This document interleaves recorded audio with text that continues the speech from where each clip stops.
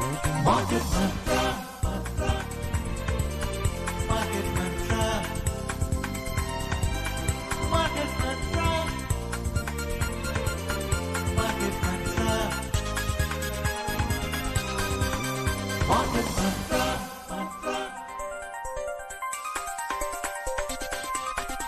Market Mantra.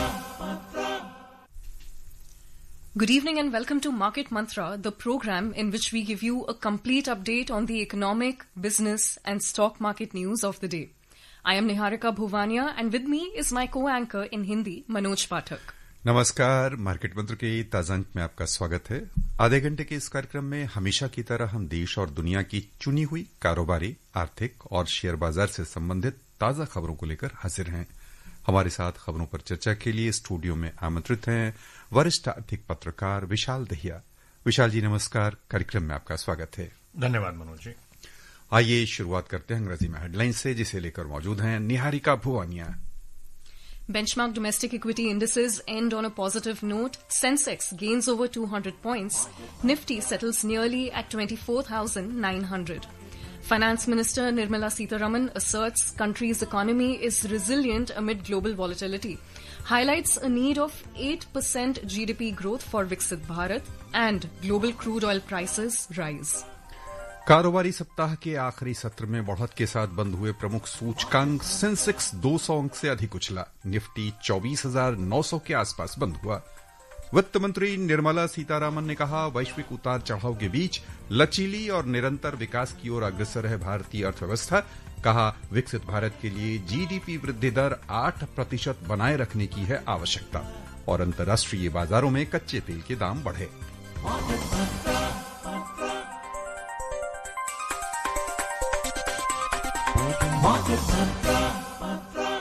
The views and opinions expressed by the experts on this program are their own and not of Akashvani. Akashvani advises its listeners to do their own research or consult a registered professional before taking any investment decision. We further advise all listeners to exercise due diligence and rely on their own judgment for taking any financial decision. आइए चलें share बाजार की ओर और शुरुआत करें अपने घरेलू बाजार से। घरेलू शेयर बाजार में आज शुरुआती कारोबार में थोड़ी नरमी देखी गई। आखिरकार सीमित दायरे में कारोबार हुआ और अंत में प्रमुख सूचकांक 0.2% लाभ के साथ बंद हुए।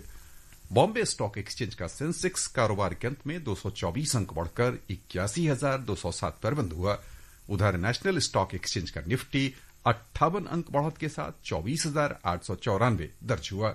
विस्तारित बाजार की ओर चलें तो सेंसेक्स और निफ्टी पैक की तुलना में छोटी और मझौली कंपनियों का प्रदर्शन बेहतर रहा। बीएसई मिड कैप इंडेक्स में लगभग 0.8% की वृद्धि हुई। स्मॉल कैप इंडेक्स 1.1% लाभ के साथ बंद हुआ। Benchmark domestic equity indices Sensex and Nifty opened on a negative note and traded range-bound for most of the session. But the indices surged during the last hour of trade to close over 0.2% higher. The Sensex gained 224 points to close at 81,207, while Nifty added 58 points to settle at 24,894. The broader market indices at the Bombay Stock Exchange closed in a positive zone. The mid-cap index increased almost 0.8% and small-cap index added 1.1%. Sensex pack पर ध्यान दें तो 30 में से 15 कंपनियों के share आज लाभ के साथ बंद हुए। 3.4% मुनाफे के साथ टाटा स्टील लाभ कमाने वाली कंपनियों में सबसे ऊपर रही। पावर ग्रिड को 3.1% से अधिक का मुनाफा हुआ। एक्सिस बैंक के शेयर लगभग 2.2% ऊपर उठकर बंद हुए। घाटा उठाने वालों में टेक महिंद्रा को 1.1% और मारुति को भी लगभग 1.1% के आसपास नुकसान हुआ। उधर अल्ट्राटेक सीमेंट के शेयर 0.8% घाटे में रहे। And among the sectoral indices at the BSE, 19 out of 21 sectors logged gains. Among the top gainers, metal advanced over 1.8%, industrials rose almost 1.3%, and telecommunication added over 1.2%. Among the laggards, realty as well as healthcare dropped 0.1%. अंतर banking विदेशी मुद्रा बाजार में रुपए की स्थिति पर ध्यान दें तो $1 की तुलना में 9 पैसे कमजोर हुआ, 88 रुपए 78 पैसे पर बंद हुआ। उधर दुनिया की 6 अन्य प्रमुख मुद्राओं की तुलना में डॉलर की स्थिति दर्शाने वाला सूचकांक समाचार तैयार किए जाने तक 97.73 पर चल रहा था। विशाल जी, बाजार में आज की गतिविधि पर हम आपकी प्रतिक्रिया समझना चाहेंगे। कल के बाद आज भी यानी कह लें कि लगातार 2 सत्रों में बाजार ऊपर की ओर उठता नजर आया। जी बिल्कुल मनोज जी, अच्छी शुरुआत अक्टूबर के महीने की, और ऐसी शुरुआत की उम्मीद भी थी, अपेक्षा भी थी, क्योंकि पिछले लगभग 10 दिन में जिस तरह की गतिविधियां रही हैं आर्थिक फ्रंट पर, उसका असर दिखना लाजमी था। सबसे पहली बात तो एक कॉशियस ऑप्टिमिस्टिक लुक है मार्केट की, और जिस वजह से हमें रेंज बाउंड दिखाई दे रहा है। अब कुछ ऐसे फैक्टर्स जिनका असर जो है तुरंत दिखाई दिया, और कुछ ऐसे फैक्टर्स जिनका असर आने वाले कुछ दिनों में भी दिखाई देगा। सबसे पहला तो जीएसटी रेट कट, क्योंकि त्योहारों का मौसम है, और जीएसटी रेट कट के नतीजे अगर हम अभी से देखना चाहें तो हालांकि 22 सितंबर से इसकी शुरुआत हुई थी, लेकिन जो आंकड़े आ रहे हैं उनके मुताबिक कार सेल्स में 45%, कंज्यूमर ड्यूरेबल्स में 40%, और क्रेडिट कार्ड का जो यूसेज है उसमें भी लगभग 30% के आसपास की वृद्धि है। यानी कि केवल 10 दिनों में अगर इस तरह के आंकड़े आ रहे हैं तो अभी दिवाली बाकी है, अभी कई और त्योहार बाकी हैं, तो आने वाले समय में इसका नतीजा जरूर देखने को मिलेगा। इसके अलावा आरबीआई ने हाल ही में जो अपनी मॉनेटरी पॉलिसी की जो घोषणा की है उसमें जिस तरह का स्टांस रखा है, यानी कि रेट्स को अनचेंज रखा गया है, वो एक बहुत महत्वपूर्ण है। लेकिन उससे ज्यादा महत्वपूर्ण ये है कि आरबीआई का ये कहना कि वो उम्मीद करते हैं कि ग्रोथ जो होगी, जो जीडीपी ग्रोथ होगी, वो 6.5 की बजाय 6.8 होनी चाहिए, और जो इन्फ्लेशन के आंकड़े हैं उनको उन्होंने और कम किया है। हालांकि अभी मैं पढ़ रहा था आज आरबीआई के बाद एसबीआई की रिपोर्ट में तो इन्फ्लेशन के आंकड़े और कम होने की उम्मीद जताई गई है। तो ये सब फैक्टर्स हैं जिनका सीधा असर बाजार पर हमें देखने को मिलता है, और धीरे धीरे अक्टूबर की अच्छी शुरुआत हुई। मेरा मानना है कि त्योहार में अभी और अच्छी खबरें सुनने को हाँ, यानी कहे कि पार्टी तो अभी शुरू ही हुई है। जी बिल्कुल। Well, let's take a look at the next story for this evening. Finance Minister Nirmala Sitharaman today highlighted the need for 8% GDP growth to meet the goal of Viksit Bharat. Addressing the inaugural session of the Kautilya Economic Conclave in New Delhi, she asserted that the country's economy is resilient and continues to grow sustainably at its capacity to absorb global shocks. It's strong. She added that the country's growth is firmly anchored in its domestic factors amid global volatility. So very quickly, let me just also bring in our expert here. I think the recent structural reforms proposed by the RBI, out of which internationalization of the rupee is one of those. Do you think this has added to the economy's ability to absorb global shocks? Well, yes, indeed. And let's not forget the reason why we are doing so well. Our economy is doing so well in comparison to all other economies, and it's the fastest growing economy in the world right now, is because of one simple fact, that is it's based on our domestic consumptions largely. Our domestic consumption gets a spur through the recent initiatives like the GST rate cut, and of course, the overall supply chain management as well within the domestic, framework. That is why our fundamentals are strong.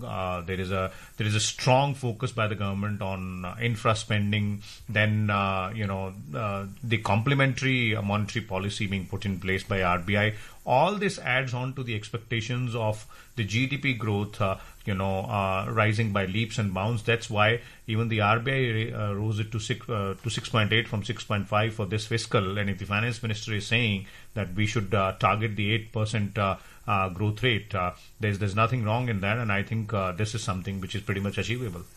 श्रोताओं, वित्त मंत्री निर्मला सीतारमन ने Kautilya conclave को संबोधित करते हुए कहा कि वैश्विक परिस्थितियां लगातार अनिश्चित होती जा रही हैं। ऐसे में वैश्विक संस्थानों को वर्तमान आवश्यकताओं के मद्देनजर सुधार करने की आवश्यकता है।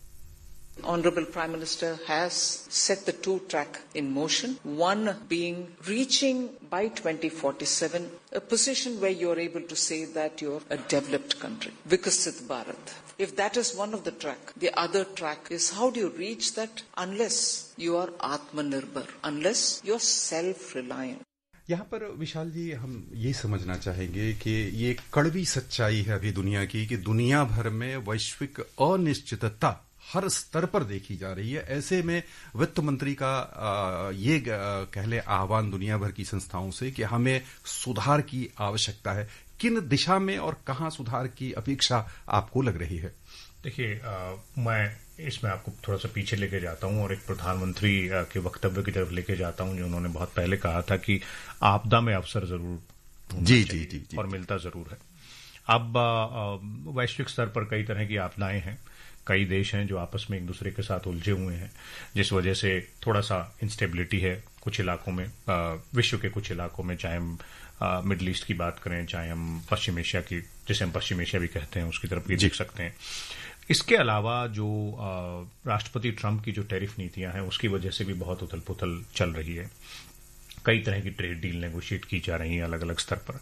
अब इस सब के दौरान अगर भारतीय अर्थव्यवस्था मजबूती से उभर के सामने आ रही है, अपनी जो ग्रोथ है उसकी गति में कोई रुकावट मोटे तौर पर नहीं दिख रही है, तो उससे हमें खुश जरूर होना चाहिए जी। लेकिन उसके साथ जैसा कि वित्त मंत्री ने कहा कि अगर और तेज गति से आगे बढ़ना है और इसमें कोई रुकावट ना पैदा हो, तो कई चीजें हैं जिनमें बदलाव लाने की जरूरत है, जिसमें सरकार की पॉलिसीज को अगर आप ध्यान से देखें तो वो एक झलक दिखाई देती है। जैसा कि सबसे पहले जीएसटी रिफॉर्म्स किए गए, तो यानी कि जब जीएसटी रिफॉर्म किए गए तो वो एक बहुत बड़ा मेजर पुश उसे माना जा सकता है, केवल शॉर्ट टर्म कॉन्टेक्स्ट में नहीं, जैसा कि हम अभी थोड़ी देर पहले कह रहे थे कि त्योहारों का मौसम है और उसमें फायदा होगा या नतीजे आ रहे हैं। इसे लॉन्ग टर्म कॉन्टेक्स्ट में भी देखना चाहिए। और उसके अलावा सेक्टोरल फोकस क्या होगा, डिफेंस पर, स्पेस पर, नए नए सेक्टर्स क्या होंगे, और सेल्फ रिलायंस यानी कि आत्मनिर्भर हम जब तक नहीं होंगे, खासतौर पे मैन्युफैक्चरिंग के सेक्टर में, तब तक वो ग्रोथ रेट जिसकी बात हो रही है 8%, 9%, वो अचीव करना थोड़ा मुश्किल है। यहां पर श्रोताओं हम लेना चाहेंगे एक छोटा सा विराम। विराम के बाद हाजिर होंगे लेकर कार्यक्रम मार्केट मंत्र। बने रहिए हमारे साथ। विराम के बाद एक बार फिर से आपका स्वागत है कार्यक्रम मार्केट मंत्र में। आइए खबरों का सिलसिला आगे बढ़ाते हैं। केंद्रीय गृह और सहकारिता मंत्री अमित शाह ने आज कहा कि देश के डेयरी क्षेत्र में पिछले 11 वर्षों में 70% की अभूतपूर्व वृद्धि हुई है। उन्होंने ये जानकारी आज हरियाणा के रोहतक आईएमटी परिसर में नवनिर्मित सावर डेयरी प्लांट का उद्घाटन करते हुए दी। उन्होंने कहा कि डेयरी सेक्टर दुनिया का सबसे तेज गति से बढ़ने वाला क्षेत्र है। हम दूध प्रोक्योरमेंट 660 लाख लीटर प्रतिदिन है। हम 28-29 में 1000 लाख मैट्रिक टन तक पहुंचने का लक्ष्य लेकर चले हैं। और एक कोऑपरेटिव सेक्टर में जब दूध प्रोक्योरमेंट बढ़ता है तो इसका मुनाफा सीधा दूध के लिए काम करने वाली हमारी किसान माताओं बहनों को मिलता है। श्री शाह ने सहकारी संस्थाओं को मजबूत बनाने की आवश्यकता पर बल देते हुए कहा कि संयंत्र के चालू हो जाने से लगभग 1000 से अधिक व्यक्तियों को प्रत्यक्ष और अप्रत्यक्ष रूप से रोजगार मिलेगा। यहां पर हम थोड़ा सा आपका ध्यान आकृष्ट करना चाहेंगे डेयरी सेक्टर की ओर, और जो एक बड़ा हमने कह लें कि वैश्विक संस्थाओं को बनते हुए देखा है अपने देश की, घरेलू स्तर पर भी कई संस्थाएं डेयरी सेक्टर में मजबूत बनकर उभरी हैं। किस दिशा में जो हमारे कह लें सहकारिता मंत्री हैं उनका जो आकलन है कि यह क्षेत्र सबसे अधिक गति से बढ़ रहा है और रोजगार बड़े पैमाने पर सृजित होगा यहां?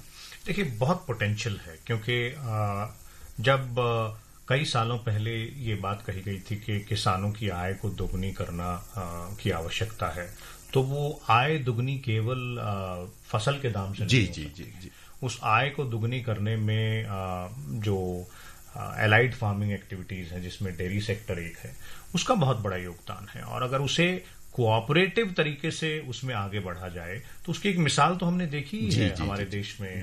अमूल जैसा संस्थान हमारे देश में मौजूद है, जो कि अब वैश्विक पटल पर भी अपनी धाक जमा रहा है।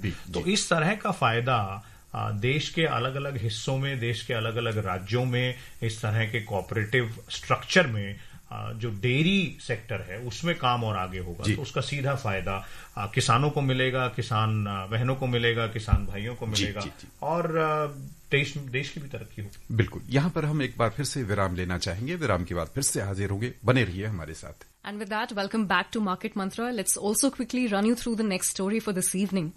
India's foreign exchange reserves decreased by $2.33 billion, reaching over $700.23 billion in the week ending on 26th of September, according to the weekly statistical supplement released by the Reserve Bank of India during the last week. Foreign currency assets, a major component of the reserves, dipped by $4.39 billion to over $581.7 billion.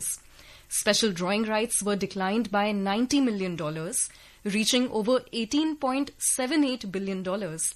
Central Bank's position in the International Monetary Fund was dipped by $89 million to total at $4.67 billion. Conversely, gold reserves advanced by $2.23 billion, totaling to over $95 billion. Vishal, very quickly, any thoughts on this? Well, this is not a cause of worry because this was something which is bound to happen because of the Trump tariffs, the impact of the Trump tariffs and all that, and the global, economic tussle which is going on seemingly will have some bit of an impact, and that impact might be seen on the forex reserve part only. But I believe when we look back at these numbers, maybe perhaps 1 month or 2 months down the line, I think the picture will be entirely different. Absolutely. And as for the next story, Niti Aayog has launched the first paper under its tax policy working paper series.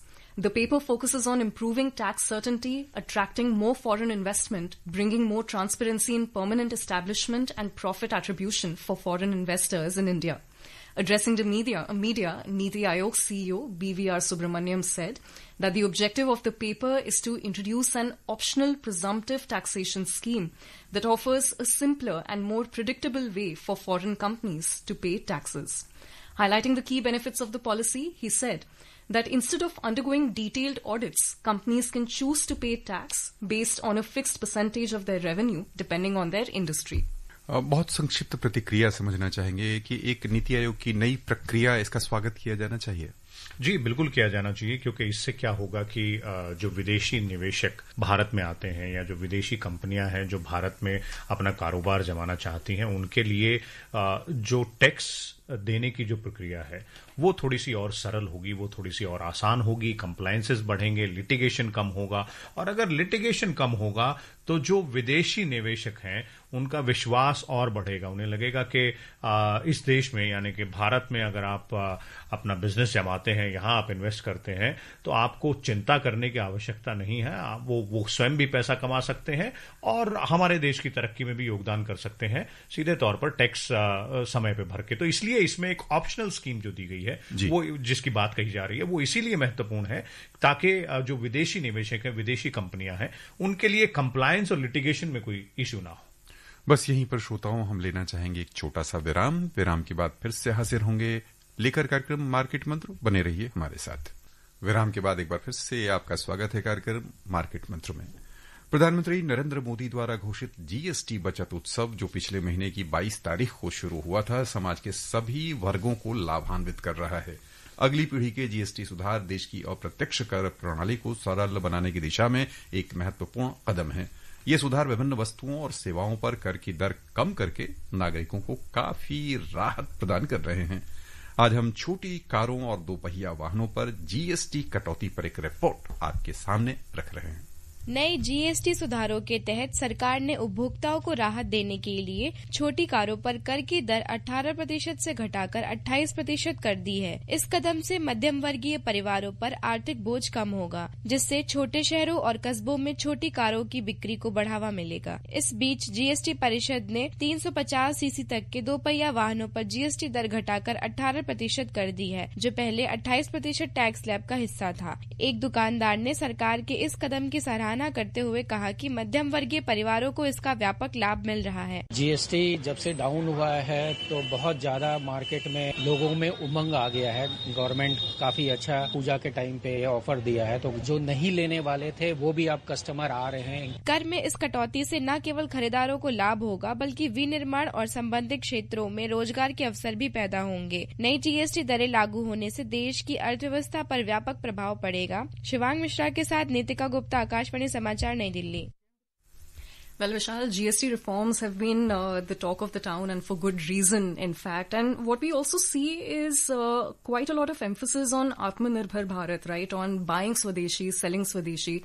And it has given an impetus to this campaign as well. Do you think that's also one of the reasons that our economy is becoming quite robust to absorb possible global shocks in the future?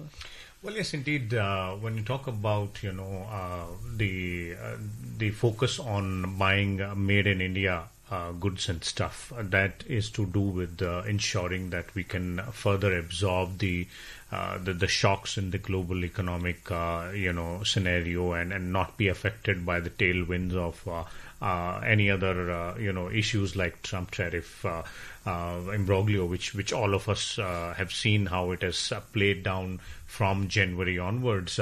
But apart from that, when we look at the GST reforms and its impact, it is pretty much clear it's not just the auto sector. It's various other sectors as well. For example, in the consumer durable segment, there's been an increase in the sales of up to the tune of around 40%. In terms of the use of credit card, there's been an increase of around 30%. That clearly shows that demand has got that spur which was needed in this particular festive season. And within 10-12 days, an increase of around 45% in the car sales is going to give that much needed fillip to the auto sector. आइए अब चलें वैश्विक बाजारों की ओर। सबसे पहले एशियाई share बाजार, जहां मिला जुला रुख है। जापान का निक्केई 225 सूचकांक 1.8% और सिंगापुर का स्ट्रीट्स टाइम्स इंडेक्स लगभग 0.4% लाभ के साथ आज बंद हुए। उधर बिकवाली के दबाव में हांगकांग का हिंग सिंह 1.6% घाटे में रहा। दक्षिण कोरिया और चीन में सार्वजनिक अवकाश के कारण कारोबार बंद रहा। यूरोपीय जोन में भी मिलाजुला रुख समाचार तैयार किए जाने तक था। अंतर्द्विसीय कारोबार में जर्मनी का डेक्स लगभग 1.3% ऊपर और लंदन का फुट्सी 100 0.5% तेजी के साथ चल रहा था, जबकि फ्रांस के कैक 40 में 0.3% की कमी दिख रही थी। As for the US markets, Wall Street's three major indices closed at record highs on Thursday, driven by support from the technology sector. The tech-heavy Nasdaq Composite Index increased 0.4% to close at 22,844. The Dow Jones Industrial Average added almost 0.2% to end at 46,520. And the S&P 500 remained nearly flat with positive bias to end at 6,715. बहुत संक्षिप्त प्रतिक्रिया यदि हम लेना चाहें, बहुत संक्षिप्त, कैसा दिख रहा वैश्विक कारोबार? देखिए, पॉजिटिव सेंटिमेंट है और ये पॉजिटिव सेंटिमेंट इसलिए है क्योंकि सब जगह बातचीत वार्ता का दौर चल रहा है, चाहे वो ट्रेड की बात हो या फिर जो लड़ाइयां चल रही हैं उनको समाप्त करने की बात हो। तो उम्मीद हर जगह बाजारों में यही है कि जितने भी कॉन्फ्लिक्ट हैं वो जल्द से जल्द खत्म हो, इसलिए थोड़ी सी पॉजिटिव आउटलुक इस वक्त वहां भी दिख रही है। And let's take a look at oil prices today. Global crude oil prices increased today. Brent crude was trading over 0.4%, up at $64.38 per barrel, while WTI crude was also trading around 0.4%, up at $60.73 per barrel when reports last came in. And as for the reports on gold and silver, in the Indian bullion market, 24-carat gold was trading flat with positive bias to trade at 1,17,640 rupees per 10 grams, and silver was trading more than 0.1%, up at 1,44,790 rupees per kilogram a short while ago. आइए आपको लिए चले multi commodity exchange, जहां ताजा समाचार मिलने तक अक्टूबर अनुबंध वाले सोने के मूल्य में 0.2% की तेजी दिख रही थी और ये 1,16,980 रुपए प्रति 10 ग्राम के स्तर पर कारोबार कर रहा था। दिसंबर अनुबंध वाली चांदी बिना किसी खास उतार चढ़ाव के 1,44,746 रुपए प्रति किलो के आसपास कारोबार कर रही थी। सोने की चमक लगातार तेज होती जा रही। आने वाले दिनों में कैसे आसार दिख रहे हैं, बहुत संक्षिप्त में? मुझे लगता है कि सोने की चमक और तेज बढ़ेगी। शायद धूप वाला चश्मा पहन के सोने की चमक के ऊपर नजर डालनी पड़ेगी, क्योंकि जिस तरह की रैली बनी हुई है सोने की कीमतों में, एक तो वो और दूसरा वैश्विक पटल पर जिस तरह की उठापटक की स्थिति है, उसका सीधा असर जो है सोने की कीमतों पर पड़ता है। बस यहीं पर श्रोताओं की ओर से हम आपको बहुत बहुत विशाल जी धन्यवाद देना चाहेंगे। धन्यवाद। Many thanks for joining us, Vishal. And before we close, a reminder of the headlines. Benchmark domestic equity indices end on a positive note. Sensex gains over 200 points. Nifty settles nearly at 24,900. Finance Minister Nirmala Sitharaman asserts country's economy is resilient amid global volatility. And global crude oil prices rise. And with that, it's a wrap on today's edition of Market Mantra. इस कार्यक्रम में विशेषज्ञों द्वारा विचार उनके अपने हैं। आकाशवाणी अपने श्रोताओं को सलाह देता है कि निवेश का निर्णय करने से पहले स्वयं रिसर्च करें या किसी पंजीकृत सलाहकार से राय लें।